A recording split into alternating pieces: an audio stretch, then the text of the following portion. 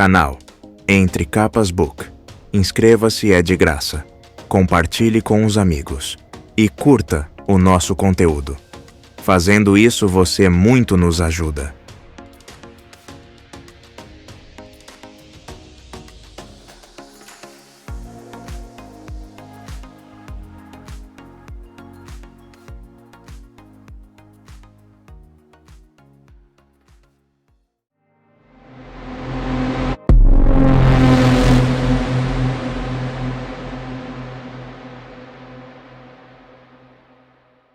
(79) Rumo ao centro.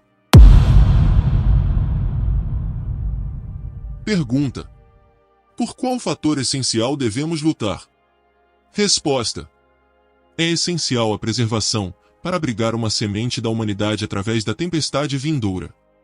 Pergunta: com que custo devemos arcar? Resposta: o custo é irrelevante.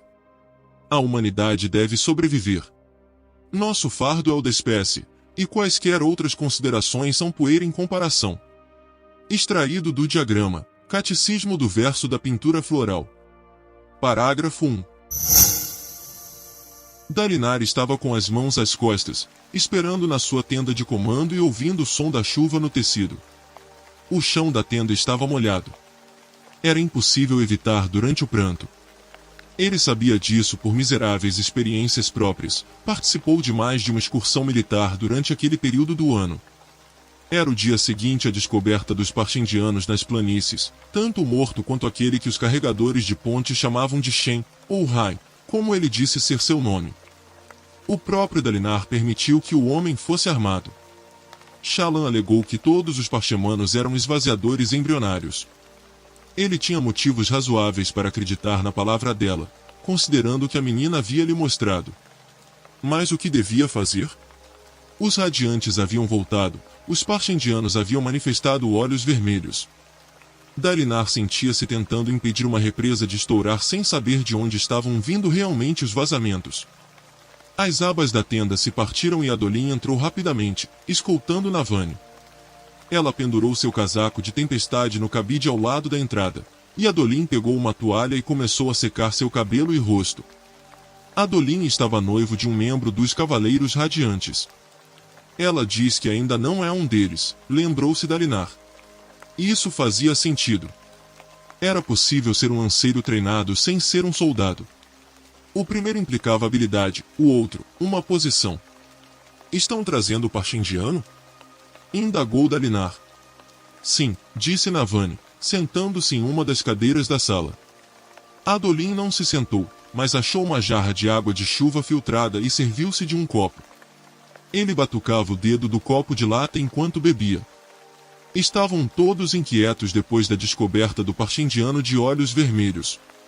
Depois de não terem sido atacados naquela noite, Dalinar pressionou os 4 exércitos em mais um dia de marcha.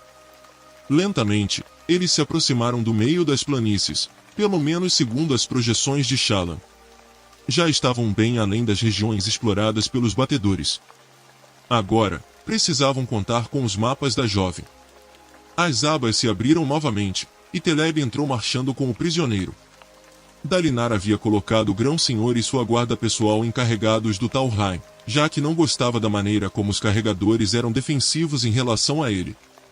Mas convidou os tenentes, Scar e o cozinheiro Papaguampas, que chamavam de Rocha, para comparecer ao interrogatório, e os dois entraram depois de Teleb e seus homens.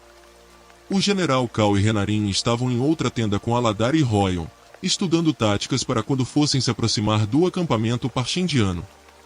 Navani sentou-se, inclinada para a frente, estreitando os olhos na direção do prisioneiro. Shallan queria participar, mas Dalinar havia prometido um relatório por escrito para ela. Felizmente, o pai das tempestades dera algum juízo à garota, e ela não havia insistido. Ter muita gente perto daquele espião parecia perigoso.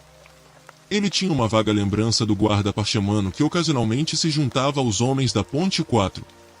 Parchemanos eram praticamente invisíveis, mas quando aquele havia começado a carregar uma lança, tornou-se instantaneamente chamativo. Não que houvesse qualquer outra coisa distintiva nele, o mesmo corpo atarracado de parchemano, pele marmorizada, olhos mortiços. A criatura diante dele não era mais assim. Era um guerreiro parchindiano pleno, portando a placa craniana vermelha alaranjada e a carapaça no peito, coxas e lado externo dos braços. Ele era tão alto quanto um aletiano, e mais musculoso. Embora não carregasse uma arma, os guardas ainda o tratavam como se fosse a coisa mais perigosa naquele platô, e talvez ele fosse mesmo. Ele saudou Dalinar ao se aproximar, a mão no peito. Como os outros carregadores. Ele trazia na testa a tatuagem deles, que se erguia para se misturar à placa craniana. Sente-se, ordenou Dalinar, indicando um banco no centro da sala. Rai obedeceu. Me disseram que você se recusa a nos dizer qualquer coisa sobre os planos dos parchindianos. Eu não os conheço, disse Rai. Ele possuía as entonações rítmicas comuns aos parchindianos, mas falava aletiano muito bem. Melhor do que qualquer parchemano que Dalinar já ouviu.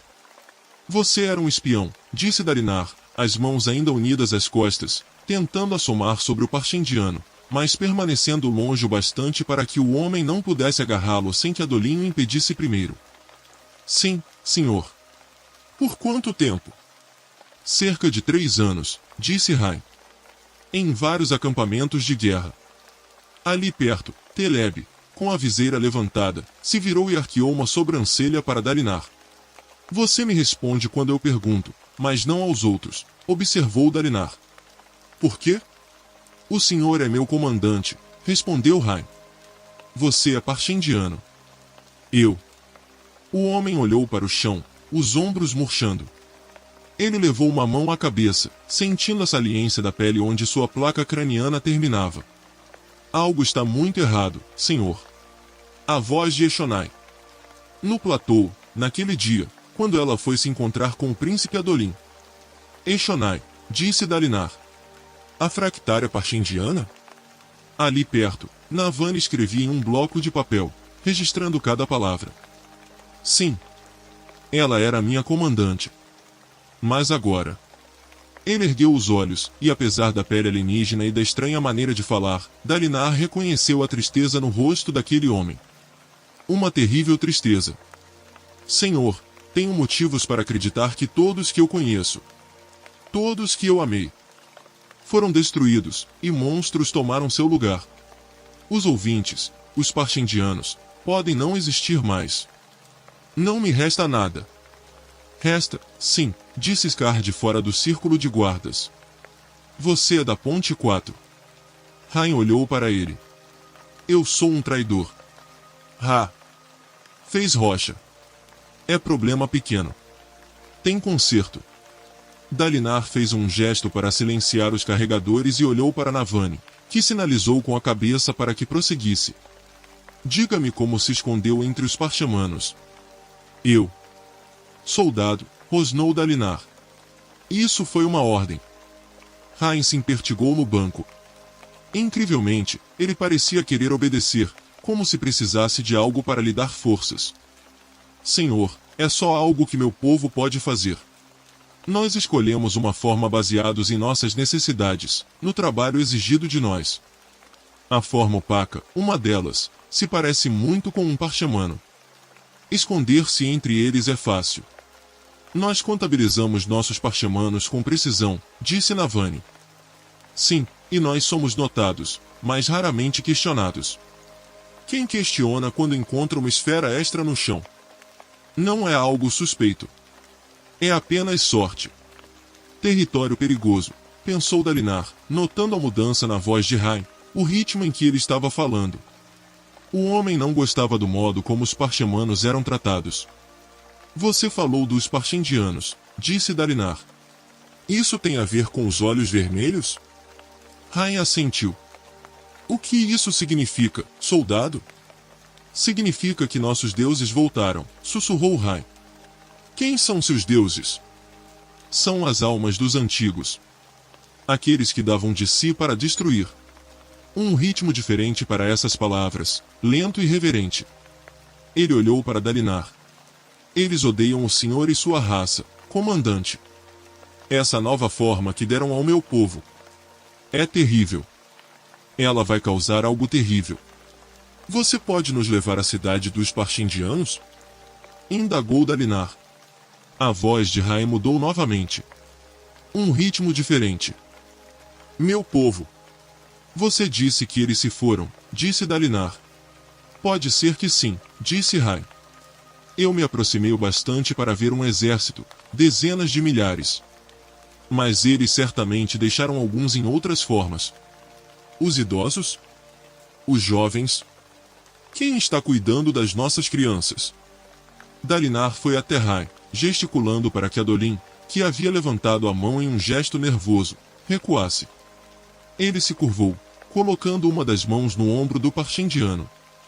Soldado, se o que está me dizendo está correto, então a coisa mais importante que pode fazer é nos levar ao seu povo. Vou cuidar para que os civis sejam protegidos, tem minha palavra de honra. Se algo terrível está acontecendo com seu povo, precisa me ajudar a deter isso. Eu. Rai respirou fundo. Sim, senhor, disse ele em um ritmo diferente. Reúna-se com Shalandavar, disse Dalinar. Descreva a rota para ela, e faça-nos um mapa. Teleb, pode liberar o prisioneiro sob a custódia da Ponte 4. O fractário Sangue Antigo assentiu. Enquanto o grupo partia, deixando entrar um golpe de vento chuvoso, Dalinar suspirou e sentou-se ao lado de Navani. Você confia na palavra dele? Eu não sei, disse Dalinar. Mas alguma coisa abalou aquele homem, Navani. Profundamente. Ele é parchendiano, replicou ela. Você pode estar lendo errado sua linguagem corporal. Dalinar se inclinou para frente, juntando as mãos diante de si. A contagem regressiva? Perguntou ele. Daqui a 3 dias, respondeu Navani. 3 dias até o dia de luz. Tão pouco tempo. Vamos apertar o passo, disse ele. Para dentro. Rumo ao centro. E ao destino.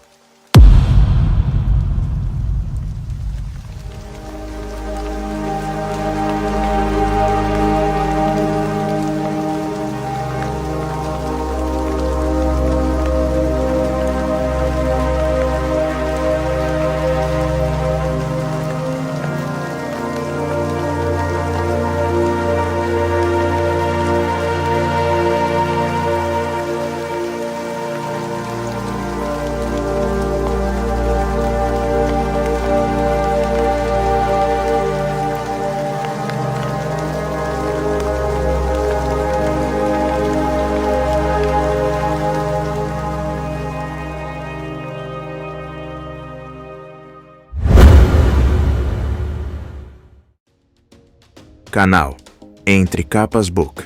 Inscreva-se, é de graça. Compartilhe com os amigos. E curta o nosso conteúdo. Fazendo isso, você muito nos ajuda.